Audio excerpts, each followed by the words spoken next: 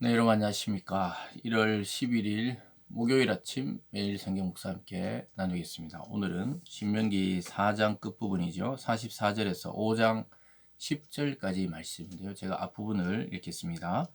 모세가 이스라엘 자손에게 선포한 율법은 이러하니라. 이스라엘 자손이 애굽에서 나온 후에 모세가 증언과 규례와 법도를 선포하였으니 요단 동쪽 벳부을 맞은편 골짜기에서 그리 하였더라. 아멘. 한 구절을 드리겠습니다. 5장 1절과 2절입니다. 모세가 온 이스라엘을 불러 그들에게 이르되 이스라엘아 오늘 내가 너희 귀에 말하는 규례와 법들을 듣고 그것을 배우며 지켜 행하라. 아멘.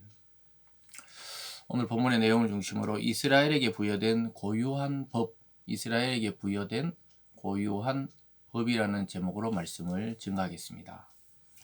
하나님은 모세를 통해 아주 이스라엘에게 독특한 사명과 하나님의 말씀의 법, 즉 율법을 그들에게 선물로 주셨습니다.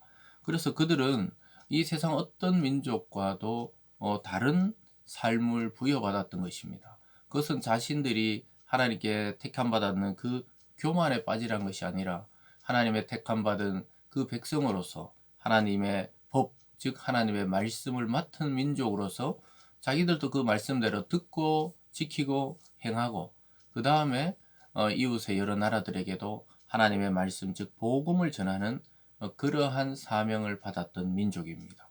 오늘날 교회와 성도가 가장 중요하게 생각해야 되는 부분도 바로 이와 같습니다. 우리는 하나님께 특별한 부르심을 받은 사람들입니다.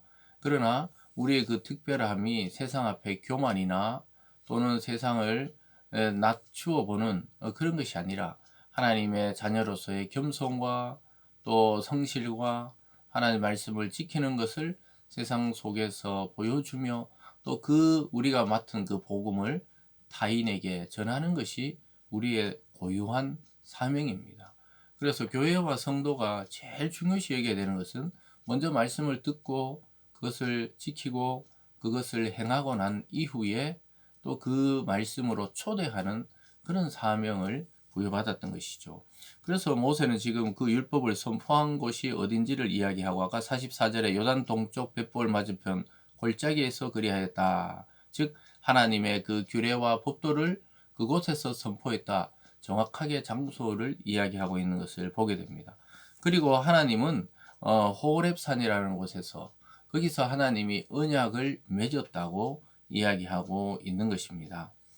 5장 2절로 가보면요. 우리 하나님 여호와께서 호렙산에서 우리와 언약을 세우셨나니 이 언약은 여호와께서 우리 조상들과 세우신 것이 아니요 오늘 여기 살아있는 우리 곧 우리와 세우신 것이라. 그래서 모세는 이 호렙산에서 그들을 불러서 조상들과 함께 세운 그 언약이 그때 유효한 것이 아니라 지금 오늘 우리에게 말씀하고 있다고 이야기하고 있습니다. 그래서 광야를 지나와서 이제 광야에서 태어나거나 또 출애굽할 때 어린아이였던 그 이 세대들이 자라서 이제 곧 가나안을 앞두고 있는데 그것에 대해서 다시 한번 이스라엘이 어떤 민족이며 무엇을 해야 되는 것인지 다시 사명에 대해서 또 하나님이 주신 법의 그 독특한 고유한 율법에 대해서 설명하기 시작했던 것이죠. 그래서 이 언약은 오늘 유효한 것이라는 거예요. 이것은 오늘날 그리스도 안에 성도와 교회에게 그대로 적용이 됩니다. 오늘날 하나님의 그 언약은 현재 진행형입니다. 저와 여러분의 하나님으로 오늘 이 시간 이 자리 또 오늘날 우리와 함께 하신다는 것이죠. 뭐 사람은 죽고 또 사람은 다시 태어나고 해도 하나님은 영원히 자기가 택한 백성들과 그러한 또 교회와 함께 하신다고 말씀하고 있습니다. 그래서 그 언약이 어디서 체결되느냐? 우리는 그리스도의 십자가에서 하나님과 또 인간 사이에 죄악의 담을 허물고 우리를 구원하실 것을 약속하셨던 것이죠.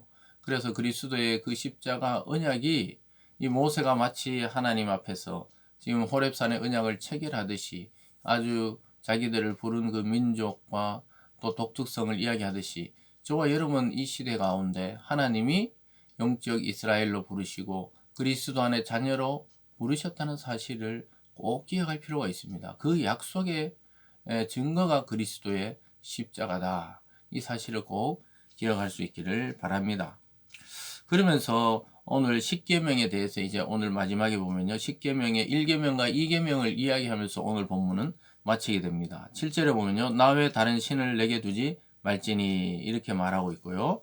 또 계속해서 8절에 너는 자기를 위하여 새긴 우상을 만들지 말고 뭐 하늘에 있는 것, 땅에 있는 것, 땅 아래에 있는 것, 물속에 있는 것, 또 인간의 형상이나 동물의 형상 이런 것들을 만들지 말라고 이야기하고 있습니다. 그래서 10계명의 제1된 계명이 나 외에 다른 신을 섬기지 말라는 것이죠.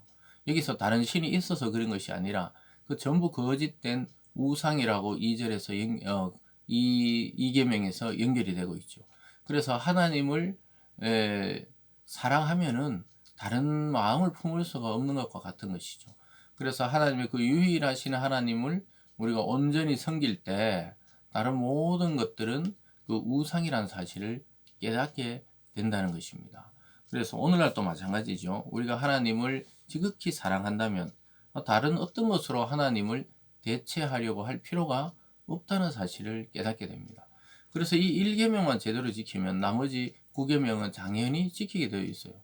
하나님 외에 다른 신을 섬기지 않는다면 우상을 할 필요도 없고 또 하나님 이름을 망령되이 할 필요도 없고 또 4계명의 안식일을 거룩히 지키게 할 것이고 또 5계명부터 시작되는 그 인간을 향한 그 사랑의 행위들 뭐 부모를 공경하고 또 살인하지 않고 간음하지 않고 도둑질하지 않고 남의 것을 탐내지 않게 되겠죠. 이런 모든 따라오는 계명들은 1계명에서 다 끝이 납니다. 사실은. 하나님을 전적으로 사랑할 때 다른 것에 마음을 빼앗길 필요가 없는 것이죠.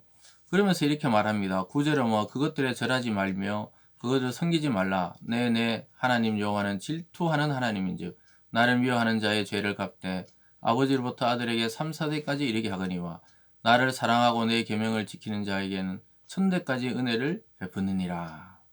그래서 하나님을 떠난 자들 또 우상에 빠진 자들은 하나님이 질투하기 때문에 3, 4대 동안 저주를 받게 되고 또 하나님의 은혜와 사랑과 계명을 지키는 자는 1000대까지 이 말은 영원히 그 후손들까지 복을 받게 된다고 말씀하고 있습니다. 사랑하는 여러분, 오늘 이 전체적인 내용을 통해 우리는 이 시대에 우리에게 부여된 고유한 하나님의 사명과 이 복음에 대한 법들, 이 말씀을 소중히 여기고 우리의 이 마음에 하나님의 말씀을 새기고 살아가는 하루 될 수 있도록 그렇게 살아가는 우리들이 되기를 바랍니다. 기도하겠습니다.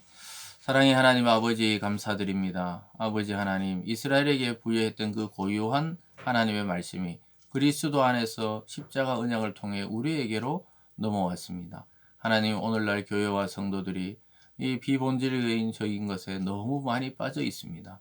하나님 우리에게 주신 고유한 이 사명, 복음을 듣고 지키고 행하며 전하는 사명을 잘 감당하는 저희들 되게 도와 주시옵소서. 감사드리며 예수님 이름으로 기도드리옵나이다. 아멘.